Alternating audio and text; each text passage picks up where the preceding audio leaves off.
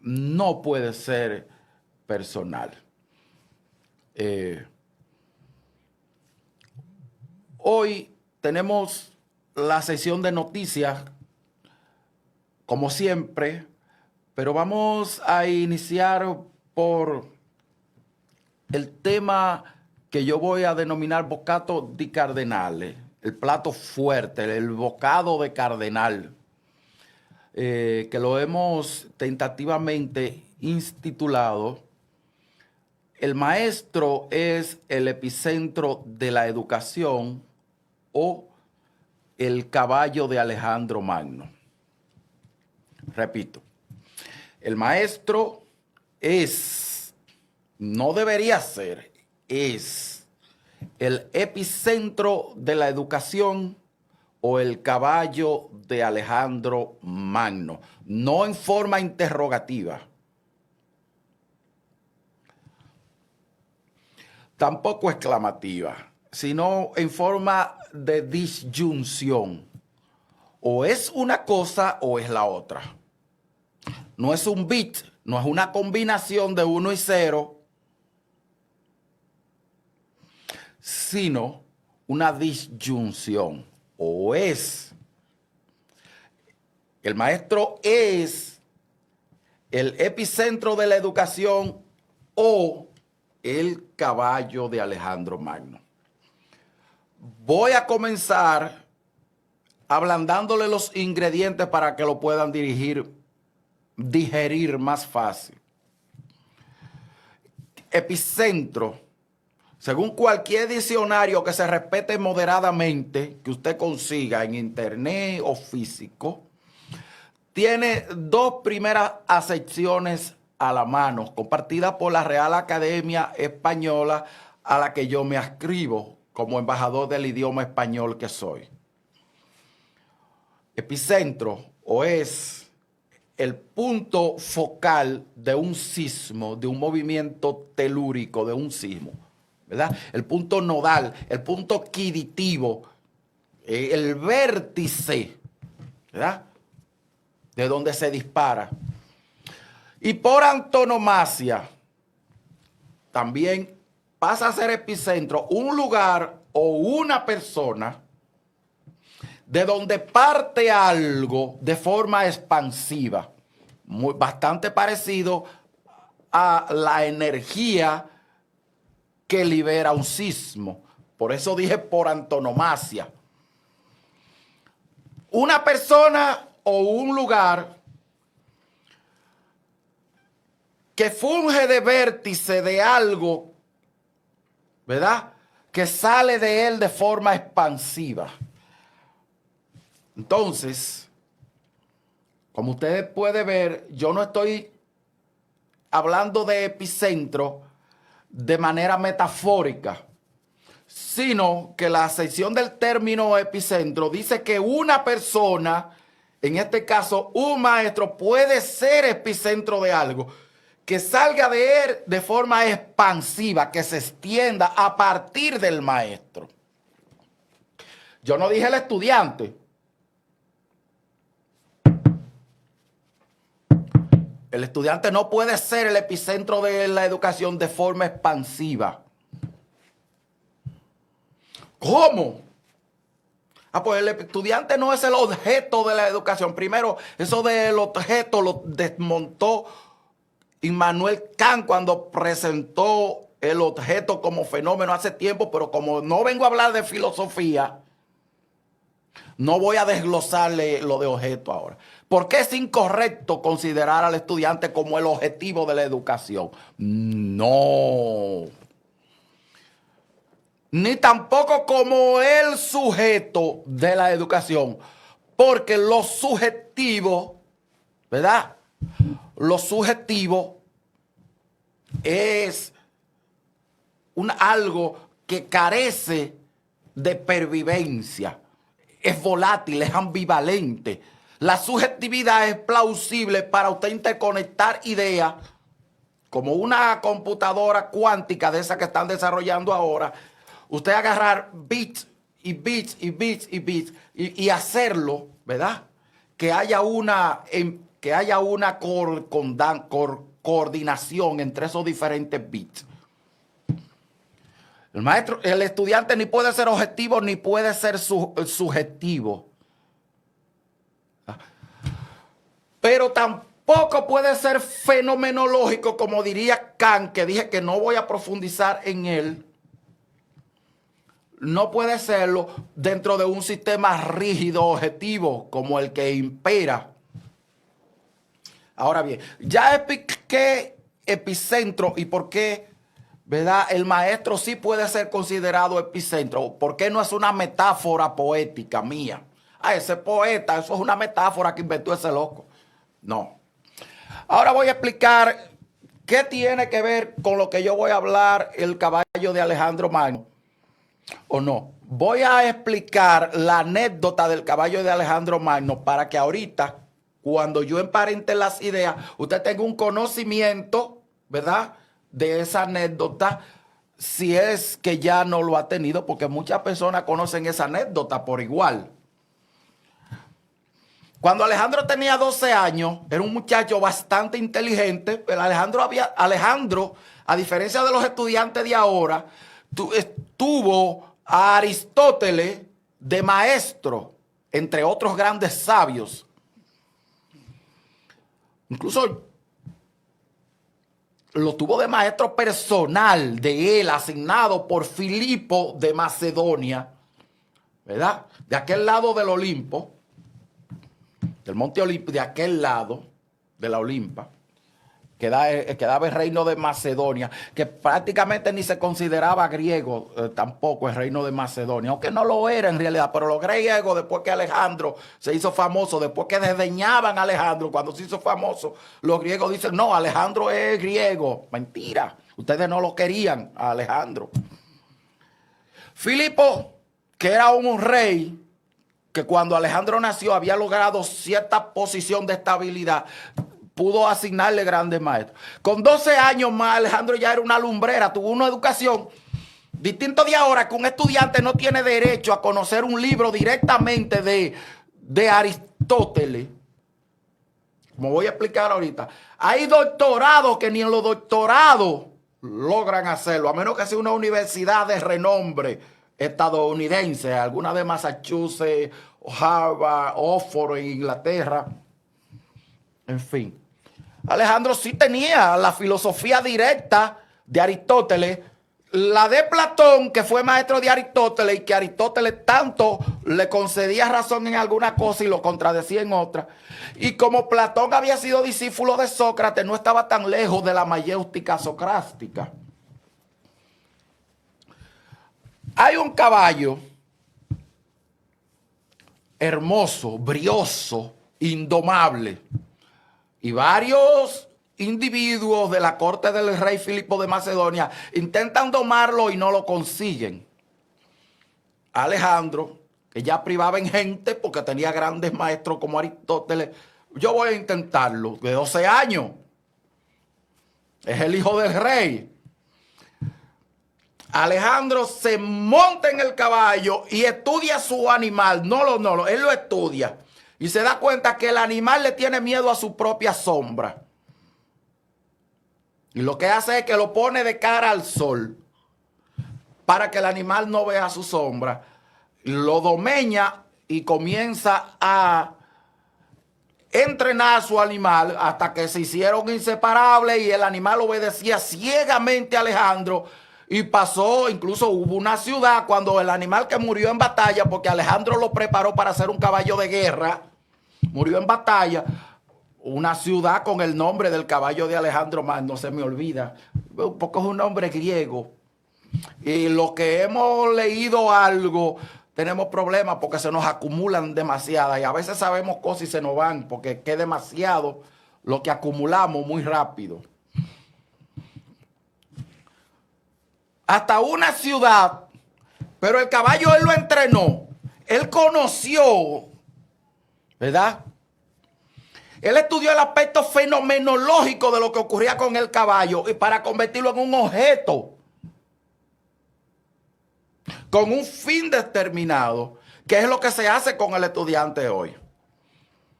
te venden la idea de transformar al estudiante que sea el objeto de la educación para convertírtelo a una pieza, un enclave riguroso del sistema del status quo, un empleado.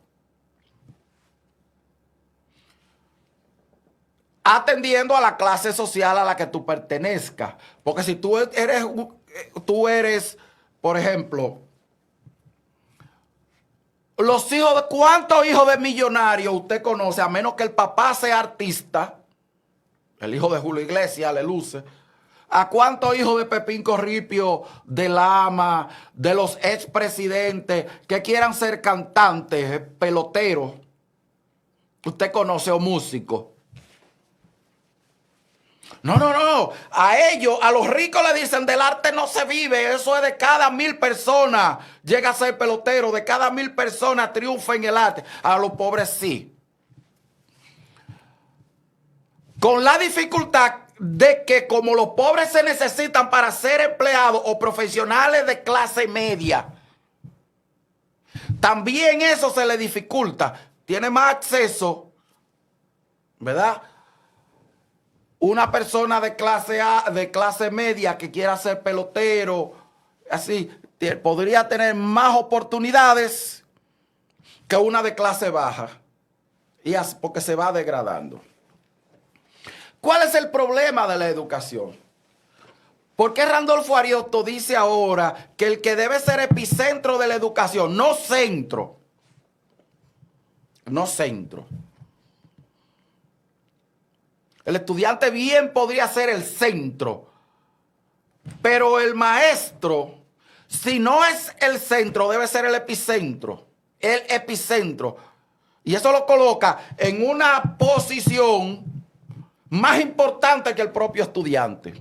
Y se lo voy a demostrar. Usted no ha escuchado por ahí que por grandes científicos ya opinan que la razón por la que la educación no triunfa es porque se le ha degradado la calidad del maestro, la importancia social que debe tener y que adjudican el éxito en Finlandia al valor que se le da al maestro en Finlandia. No solamente un buen sueldo, mucho mejor que el que tenemos en nuestro país, porque en nuestro país nos dicen que nosotros ganamos demasiado, como diciendo ustedes no lo valen. Pero al estudiante se le enseña en la casa y a los padres se le enseña que los maestros son los culpables del deterioro. Yo le voy a probar que no.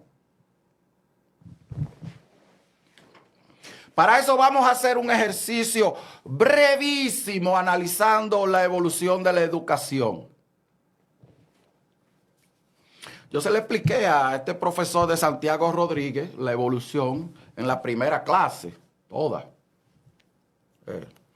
Un maestro moderadamente debería conocerla. Atendiendo a las diferentes civilizaciones, la educación comenzó en Egipto, los padres educando a los hijos, ¿ve? Dentro de las necesidades que tuviera la sociedad. El responsable eran los padres. Y mientras más privilegiado era, podría tener acceso a tener un maestro como Pitágoras o a buscar un maestro griego. Eso funcionó así hasta que Alejandro y los grandes reyes llevaron las grandes bibliotecas, como la Biblioteca de Alejandría. Los fenicios se encargaban, los padres y los sacerdotes espirituales, ¿verdad? Los cananeos y toda esa zona de los púnicos o los púrpuras, que significa púnico. ¿Recuerdan la guerra púnica contra los griegos? Que el área de Canaán, Fenicia, esos sitios por ahí, los púnicos, ¿verdad? Ya ahí tenemos un poquito más adelantado de los cananeos. Ahí estamos en Grecia.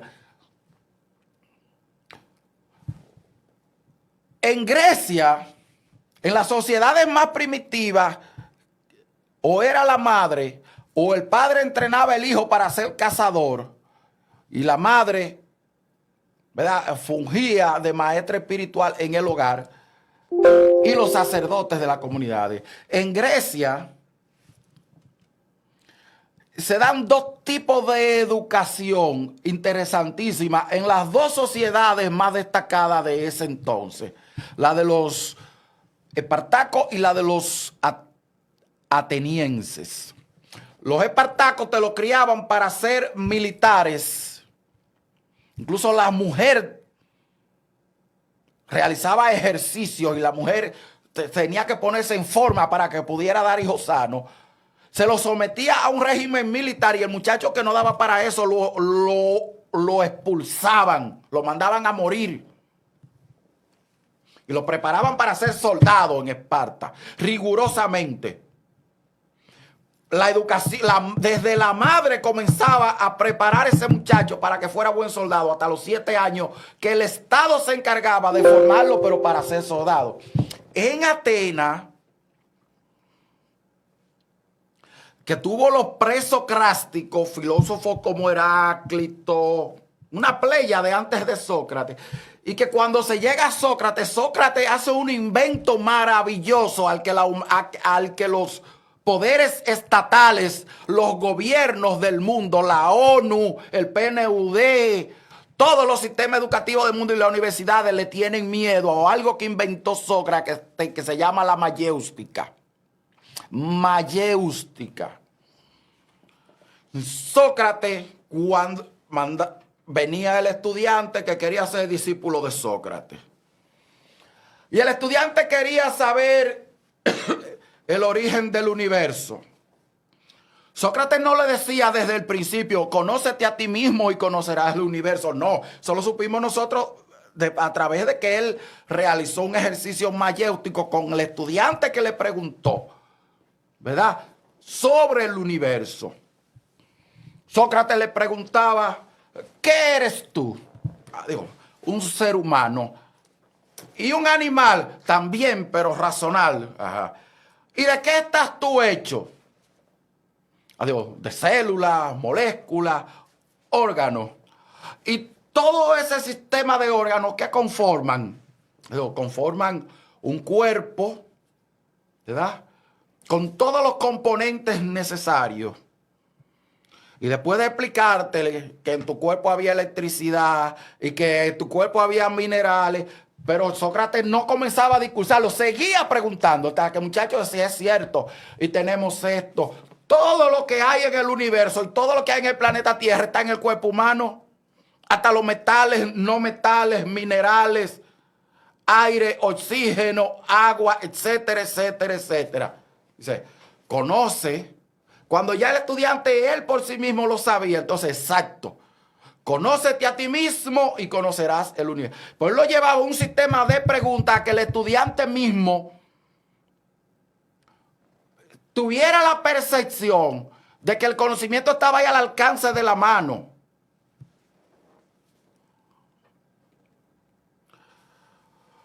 ¿Qué pasa? Que también existían las sociedades esclavistas.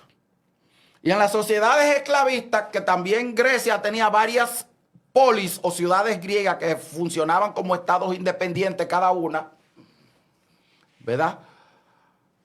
Se escogía un esclavo, el que se viera más inteligente y más dócil, para educar a los hijos de los poderosos.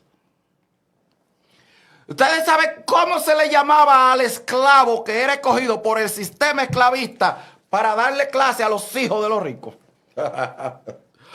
Pedagogo. Mayor privilegio mío que me digan el gran pedagogo Randolfo Ariotto. Te están diciendo, tú eres el esclavo que cogió el sistema para educar los hijos de los ricos. Y esa es la percepción que se tiene del maestro. Usted dice que no, espérese. No me olvide el sistema, cómo se educaba en Atenas. Cómo enseñó Sócrates a Platón y Platón a Aristóteles.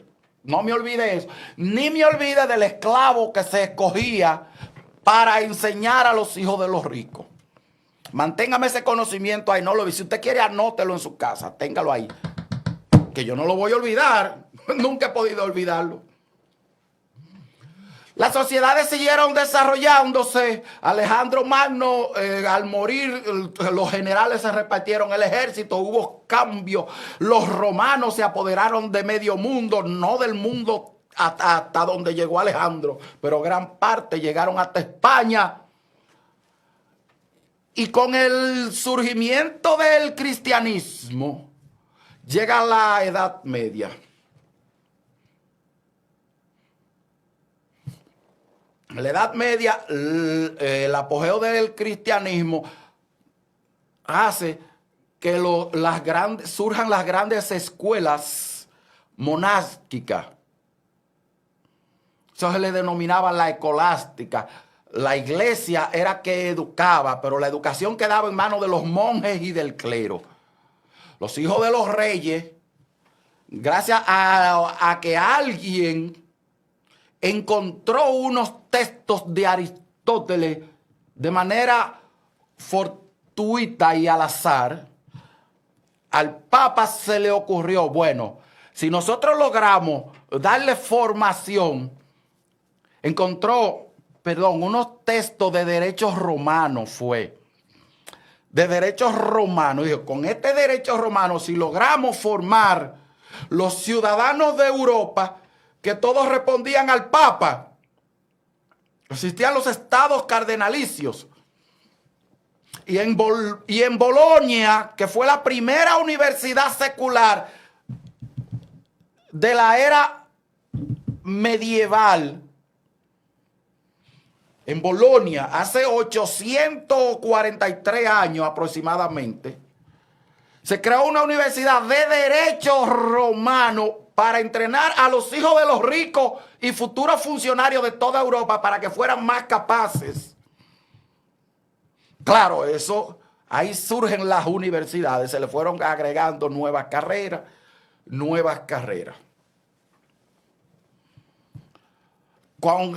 Ya como tenemos dos tipos de educación, una religiosa y una secular, ¿verdad? Comienza a haber una mayor difusión del conocimiento. Pero eso está dirigida a que ese Estado le sirva a la iglesia y que la educación religiosa también le sirva a la iglesia. Con las divisiones de los reyes que se fueron en contra del papado, ¿verdad? Como Enrique VIII, etcétera. El protestantismo comienza a crear una dicotomía, una escisión. Martín Lutero y la imprenta, la masificación de la Biblia. El Estado cada vez se iba separando más de la educación. Usted dirá, la educación salió del control de la iglesia y va a ser una educación científica. Sería la panacea, maravilloso que fuera así. Por un lado, la iglesia siguió influyendo en los países católicos. La iglesia católica siguió teniendo influencia hasta el punto que todavía Hostos en nuestro país atravesó muchos problemas para convertir nuestra educación en secular por la influencia de la iglesia católica. Pero nace la necesidad de que esa educación secular, ¿verdad?, no servir de manera mayéutica al estudiante de Sócrates que quiere saber, conocer el universo, sino que sirva al Estado, porque ese era el propósito, que sirviera al Estado. Y en Prusia, donde surgió el primer sistema educativo formal, organizado, los prusianos por allá, ¿verdad?, buscando Rusia y Alemania, ¿verdad?, Europa alta, ¿verdad?, crearon un sistema que era como una máquina de ensamblaje, con un horario perfecto. Los muchachos eran como en una casa, en unos cuartos específicos, una cantidad de estudiantes con prohibiciones, no puede hacer esto. Se le puso un timbre para darle un tiempecito a media mañana de recreo, y el timbre era impersonal, que creara un chip que cuando escucharan el timbre, el muchacho ¿verdad?, reaccionara por un timbre. Y se creó el mecanismo de las filas. Y rigurosamente se determinó una serie de contenidos a que, como si fuera una máquina de ensamblaje, el estudiante tenía que responder. Inspirado, adivinen en qué. Primero se buscó un maestro que fuera un pedagogo, el esclavo de allá, de la sociedad esclavista, que era un funcionario del Estado que estaba obligado a enseñar exclusivamente lo que el Estado le diera en un molde. Y al estudiante se le asignó la disciplina espartana. Si no te manejas circunscrito a este conocimiento, a esta forma de aprenderlo y hacer cosas, tienes problemas y vas a recibir castigo. Recompensa, ¿verdad?, o castigo. Se tomó, no la educación mayéustica de Sócrates, no. Se buscó un esclavo, el pedagogo se buscó, y al estudiante se sometió a la rigurosidad de la disciplina espartana, donde el estudiante no importaba como ser humano, importaba que estuviera circunscrito a la obediencia literal para crear un ciudadano que le fuera de uso al Estado. Eso no ha desaparecido. ¿Qué pasó con el caballo de Alejandro Magno? Antes de entrar al por qué el maestro puede ser, y ojalá algún día llegue a ser el epicentro de la educación, que ahora no lo es, y yo se lo voy a demostrar. El caballo de Alejandro, usted dirá, oh, Alejandro buscó una solución al problema de que el caballo le tenía miedo a la sombra y el caballo dejó de actuar bronco, brioso. Hay un problema. Que el propósito de Alejandro no era que el caballo fuera feliz al dejar de espantarse con la sombra. Era que el caballo no fuera inútil desde el punto de vista de la necesidad que tenía Alejandro, que le fuera útil a Alejandro para convertirlo en un caballo de guerra. Y murió en la guerra el caballo. Se le murieron 2 caballos a Alejandro en la guerra. Igual que Aníbal también, el general Aníbal, se le murieron 2 caballos. Alejandro no agarró el caballo y lo llevó a la pradera. Y mira, yo quiero que tú conozcas los diferentes tipos de pradera. Ve, estudia la pradera, razónala, ve qué tipo de hierba te gusta. Y en el lugar que tú escojas, caballo, que a ti te dé la gana, que tú vas a ser feliz, ahí tú te quedas. No, él le puso un narigón. Ya hay que nuestra educación es la educación del narigón, la nuestra. El narigoneo es de narigón. Al maestro se le tiene aquí, veo, aquí, un aro metido ahí con 2 sogas y lo llevan ahí con una planificación ahí. Cada vez más pobre, con menos contenido, y el maestro le dan un tiempo y cada vez le reducen el tiempo. Ya vamos por 35 minutos de 1 hora que se esté de tiempo y tiene que enseñar una serie de contenidos y se lo dan y le dan libros y le revisan, se seccionan que el maestro no se salga de esos contenidos. El narigón del caballo de Alejandro al esclavo, al pedagogo. Y el estudiante con una rigurosidad circunscrito a eso bajo los términos de la educación espartana, creada con un orden que le fuera útil a la naciente burguesía en Prusia y que luego le fue muy útil a los orígenes de la revolución industrial 1779 con auge en 1820 con el ferrocarril y con una mayor explosión en el sistema de la automatización en la fabricación de automóviles de Henry Ford en 1901-3 en adelante, donde se necesitaban ciudadanos para esa sociedad burguesa.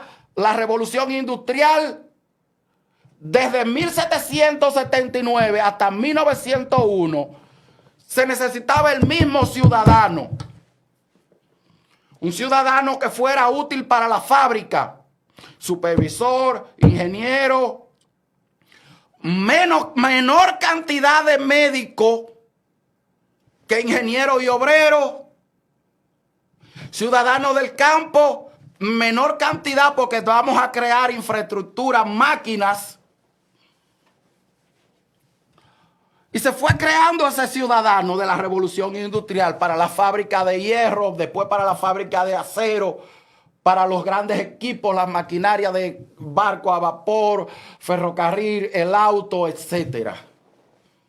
La educación al servicio de la revolución industrial, no al servicio de la revolución humana, del crecimiento humano, de la estatura humana, que era lo que Sócrates buscaba enseñar. Sócrates con la mayéutica. Conócete a ti mismo y conocerás el universo, decía. A través de preguntas que el mismo estudiante fuera respondiéndose, y Sócrates preguntaba, aunque sabía la respuesta, él lo iba llevando como Sherlock Holmes, poco a poco dilucidando el caso. Por eso las obras de Sir Arthur Conan Doyle son tan enigmáticas y seducen, porque es una especie de ejercicio mayéutico. El Sherlock Holmes, de la mano del escritor Sir Arthur Conan Doyle, que ya conoce el final, él lo va llevando de pregunta en pregunta y seduce, porque es que el ser humano siente que se está alimentando espiritualmente. Eso lo inventó Sócrates. Y esa ha sido la clave para los grandes científicos y artistas de la humanidad. ¿Por qué Albert Einstein no fue un buen estudiante? Porque la educación de su tiempo era normática para crear empleados. Él tuvo que ir a trabajar en una fábrica de patentes, todavía estando en la universidad y terminando la universidad, para crear ciudadanos para una revolución industrial incipiente. Y Einstein tenía preguntas mayéuticas que el sistema no estaba capacitado para responder. Y tuvo Einstein, él por su cuenta y con ayuda de Ferodonna, se me va el nombre de la esposa, que era una gran estudiante de la física y matemática.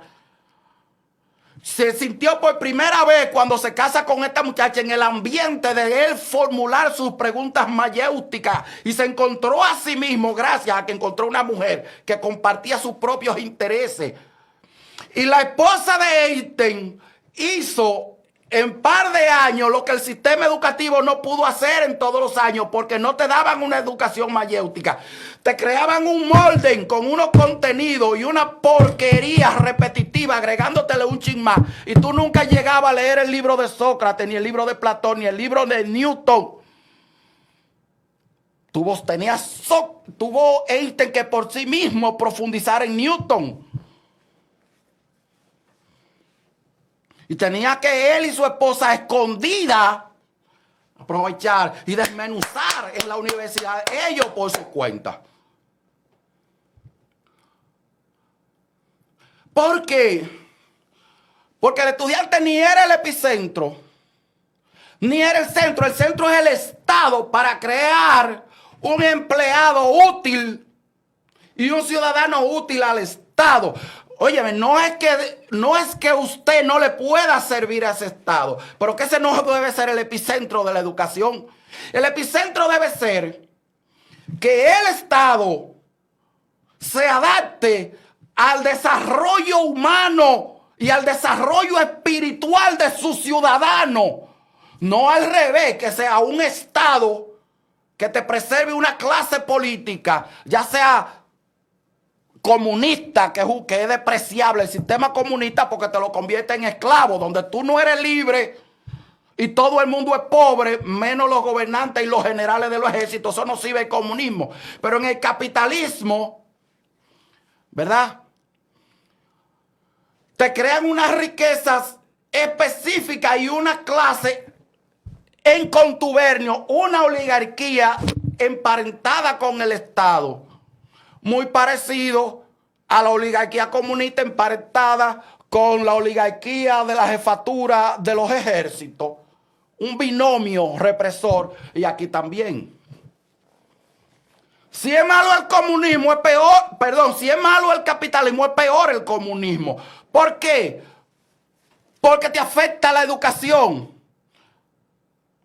En Cuba te le dan el conocimiento, pero ese conocimiento te lo buscan con autores que simpaticen con la izquierda y tú tienes que estar al servicio del Estado exclusivamente. No puedes desarrollarte más de ahí. En el capitalismo ni siquiera te dan esos conocimientos. Para usted estudiar unas obras originales de Aristóteles, Platón, y usted desarrollar un doctorado, por ejemplo, en filosofía, que fue lo que yo estudié, filosofía y letras, usted tiene que ya estar a nivel de doctorado y haber gastado todos los millones del mundo y tener casi 30 años. Para entonces buscar a Sócrates, buscar lo presocrático y enfrentarse a la idea de que va a tener que estudiar todos los que hablaron de eso, porque empezó tarde a recibir verdadero conocimiento que usted pudiera crecer hacia arriba, no hacia el Estado. Entonces, ¿por qué el maestro debe ser el epicentro? Muy sencillo. Primero, porque el maestro que tenemos ahora es el pedagogo. Te le dan un currículum y te dicen, mira, este es el tema. ¿Cuáles son los temas? El mismo tema que tú vas a encontrar en la universidad, pero en la universidad le redujeron la capacidad de desarrollo al universitario, dándole unos temas limitados.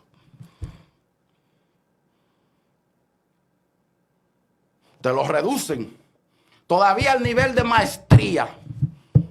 Son interpretaciones de interpretaciones de interpretaciones. Y en la edad primaria, concepto de extracto de un conceptico. Te lo van detallando. Los mismos conceptos durante 12 años. Los mismos disparates de conceptos. No te lo empiezan a preparar para el verdadero conocimiento real de los grandes científicos, filósofos y artistas. No. Concepto diluido, papilla. Te le dan papilla, néctar de banana. Te le dan compota durante 12 años. Los víveres, llega a la universidad y no lo conoce. Aquí había un problema en la educación dominicana. Un problema grande. Hasta los años 80, hasta el 82 por ahí. Y era que como el capitalismo no permitía que los estudiantes latinoamericanos adquirieran conocimiento de desarrollo, porque se le iban a salir de la mano, los comunistas se estaban filtrando para yo leer historia de las ideas políticas de los hermanos B.S. Pokrovsky. Yo tuve que meterme en la UAS a leer todo lo que yo podía. Yo por mi cuenta, historia, y así yo conocer la historia de la política del mundo entero, pero la historia narrada en sustrato, en puro. Un estudiante, si no hizo lo que yo hice, nunca entra y sale abogado, sale político, sale lo que usted quiera, pero nunca va a ver la historia de las ideas políticas de los hermanos. Y yo tuve que leer, así habló Zaratustra, ese homo de Nietzsche, el anticristo de Nietzsche, etcétera, todos los libros, yo por mi cuenta. ¿Qué te dan en la universidad? El mito de la caverna de Platón. Sí, pero que Platón no se limita a eso. Háblame de todos los libros de Platón. Méteme al muchacho temprano. Dígale, usted para graduarse de la universidad tiene que conocerlo todo. Estos libros originales. ¿De dónde viene el asunto? ¿Por qué no? Cuando van a hacer un doctorado ya cansado de ya viejo, ya que prácticamente no incurran en un peligro para el Estado.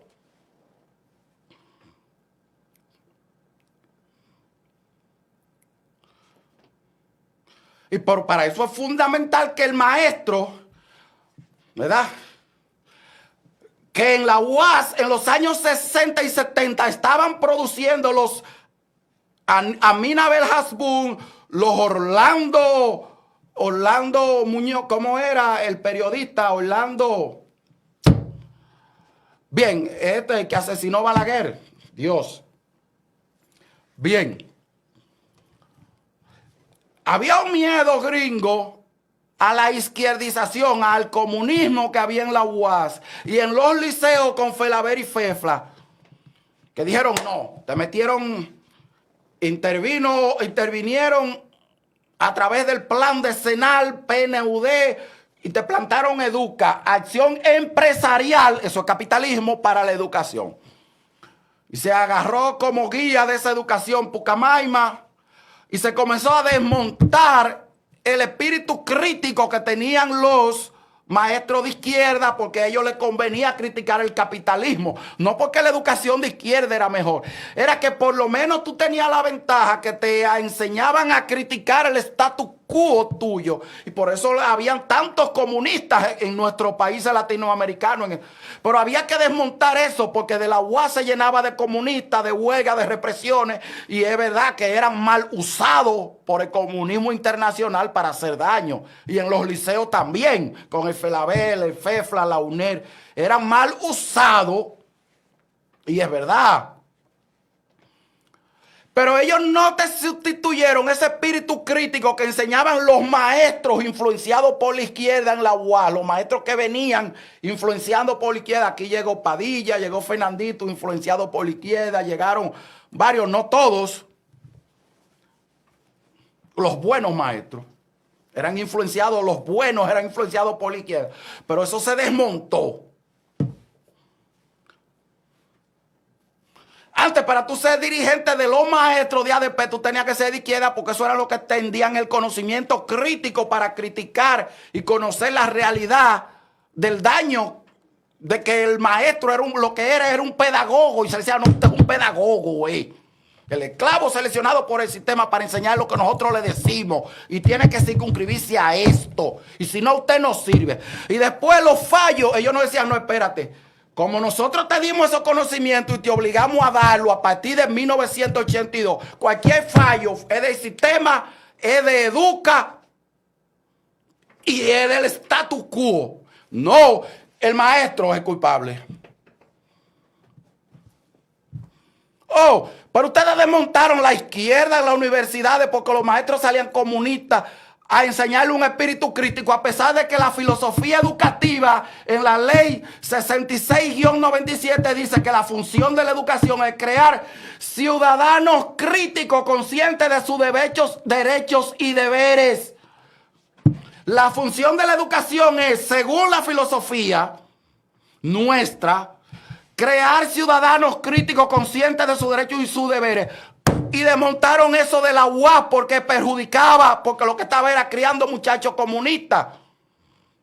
Y lo sacaron los grupos estudiantiles de los liceos, desmontándola poco a poco el espíritu crítico, ¿verdad?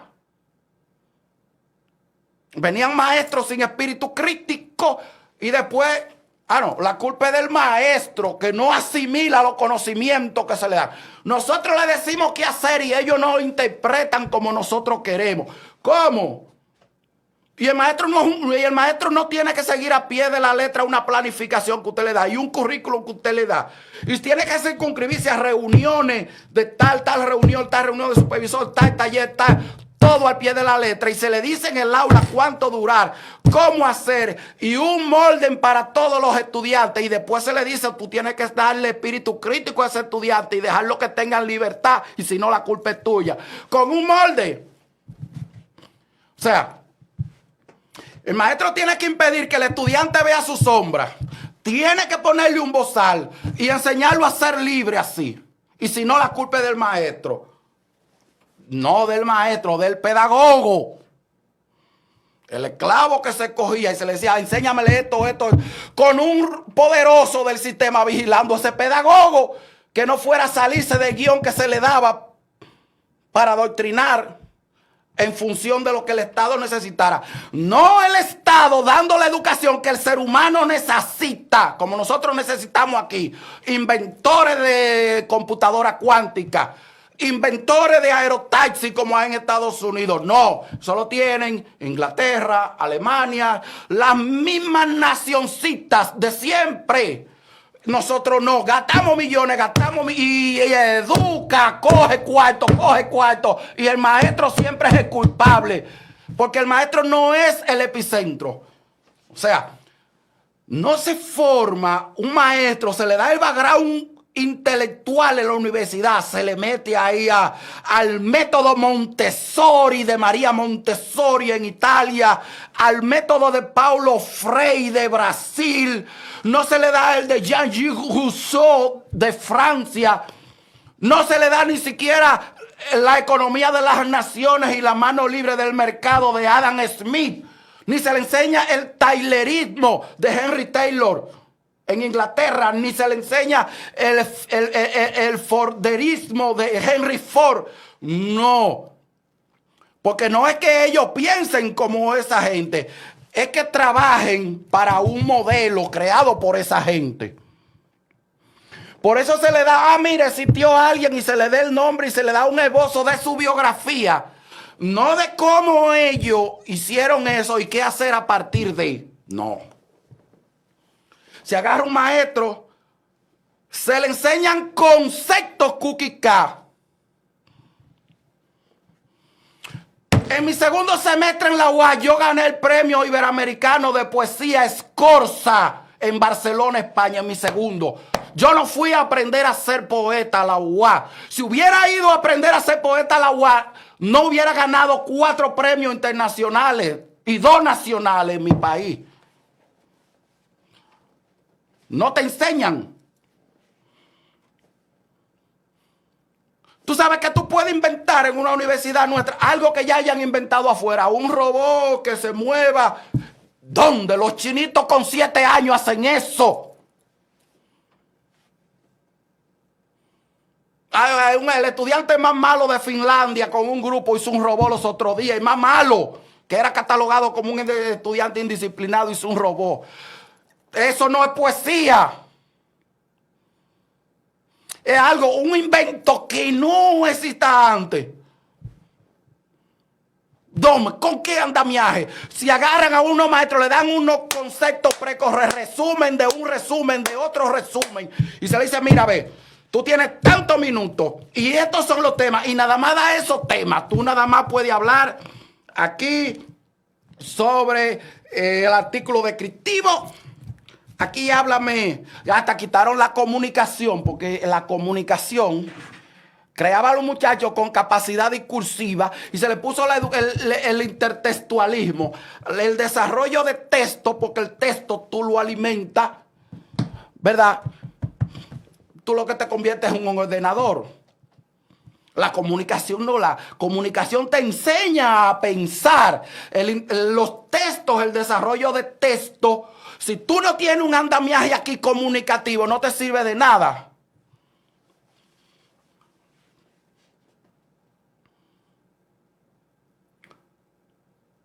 El pedagogo que tenemos hoy, a que se le da un grupo de conceptos livianos, ligeros, no se le da una materia que el estudiante diga, wow, eso me rompió el cráneo.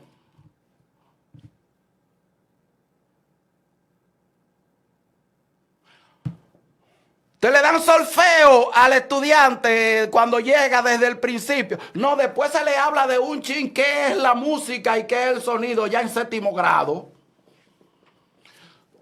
El muchacho se prepara una educación mayéustica preguntándole al estudiante para saber cuál va a ser su actitud, qué es lo que le va a gustar desde niño, desde los 3 años.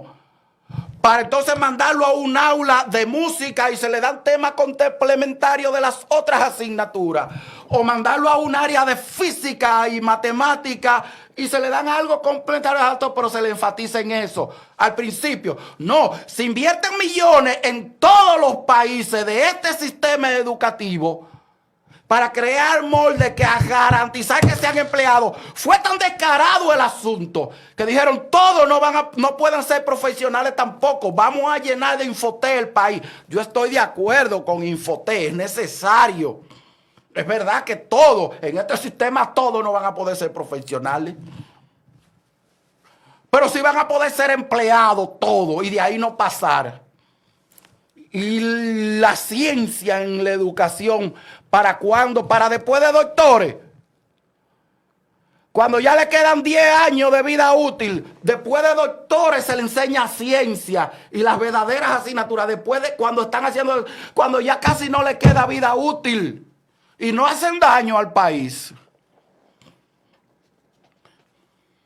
Al que hay que educar es al maestro, pero no para que sea el esclavo de un formato, sino para que sea un liberador, que agarre ese caballo y vea que la sombra le molesta y diga, te voy a quitar el narigón. Ve a ver cuál es la hierba que te gusta, cuál es el rincón que te gusta, y cuando tú encuentres esa hierba, ahí te vamos entonces a preparar un futuro para ti y tu yegua y tus caballitos, como se llaman. Novillo, ¿verdad? ¿Cómo es que se llama, Francisco? Los potricos, gracias. Él no está aquí, pero me llegó. Con la mente me lo dijo. ¿Verdad? Pero mientras el maestro sea un pedagogo, y en los libros te lo dicen en tu cara, que lo que somos es pedagogo, el esclavo que era seleccionado y que se le dice la exclusiva, no un maestro al que se le meten el sumum de toda la teoría y se le dice, créame ciudadano crítico, con capacidad de ver que la sombra le molesta y de buscar cuál es la hierba de ese caballo. No, créamelo para que vaya al ejército o a la fábrica o a la oficina. Y la educación científica, no, que haga un doctorado cuando ya tenga casi 30 años, que hay causa menos problemas. O que venga aquí a Estados Unidos y nos robamos ese cerebro, o que venga a Inglaterra, o que venga a España. Porque el maestro no es el epicentro, ni el estudiante tampoco. El estudiante es el centro, pero para crear un estudiante, ¿verdad?, que no cause problema al sistema. Y un profesor no puede ser el epicentro porque puede causar problemas como causó Sócrates. Y mataron a Sócrates porque estaba corrompiendo la juventud. El Sócrates que produjo un Platón y permitió que ese Platón produjera un historia, corrompió a Platón fue. Y todavía la Iglesia Católica en la Edad Medieval se inspiraba, mezclaba la doctrina católica con la de Platón y Aristóteles. Miren cuánta corrupción, qué malos eran.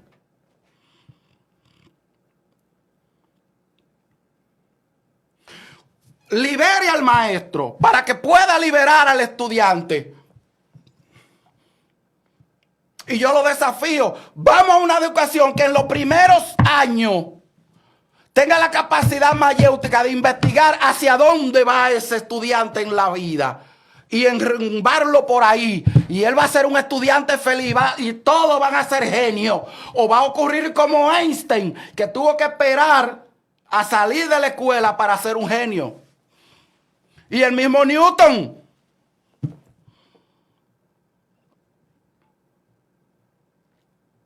Y Newton vino a destacar ya en los estudios superiores. Newton también, porque la educación lo que hacía era maniatarla. ¿Usted no le parece sospechoso que maestros vayan todos los días como esclavos y dedicados y hablan, llaman a los padres y hablan con un director? Y siempre esa campaña sucia, que el maestro, que la deficiencia del maestro, que la deficiencia... Entonces la culpa es de lo que enseñan al maestro. El maestro es culpable de no enseñar a los estudiantes. Y no puede ser que lo que enseñan al maestro no le están dando lo que él necesita.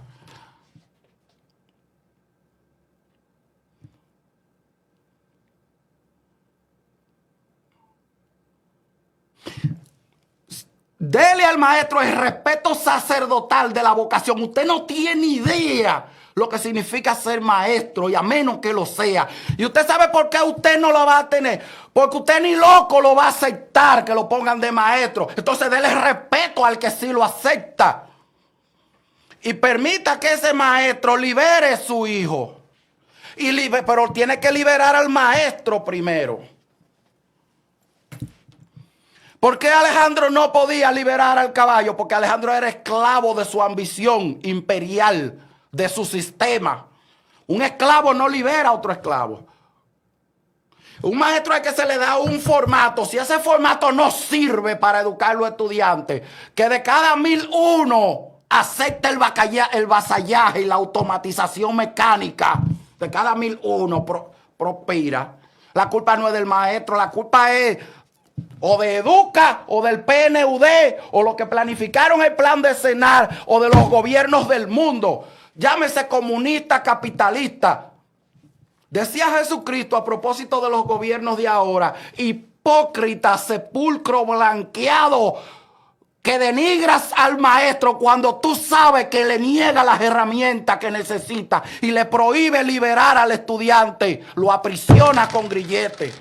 Decía Jesucristo. Búsquelo, que está en la Biblia. ¿Qué ustedes creen si vamos a una pausa comercial y venimos con noticias? ¡Ay! ¡Volvió! ¡Rubén Darío Peñaló! Un hombre trabajador y solidario de este pueblo, conoce sus problemas y su necesidad. La provincia Valverde a él necesita, por todos sus proyectos él va a elegir. Hemos convocado a todos los dirigentes, a los compañeros que nos acompañaron en este proceso interno, que libraron una batalla de sol a sol, día tras día, para lograr alcanzar el que nosotros pudiéramos colocarnos con la mayor puntuación para ser seleccionado por nuestro partido como candidato a diputado. Censisnet Security. Actualízate al internet por fibra óptica y sin contratos. Que no te engañen con precios altos y velocidades lentas. Actualmente es el medio de comunicación más rápido del mundo. Con nuestra nueva tecnología de fibra óptica logramos transmisión de datos de alta velocidad, descargas ilimitadas y Wi-Fi para todos tus dispositivos en el hogar. Conéctate a nuestra red y navega a la velocidad de la luz. Velocidad de la luz. Lo mejor de todo, sin contratos.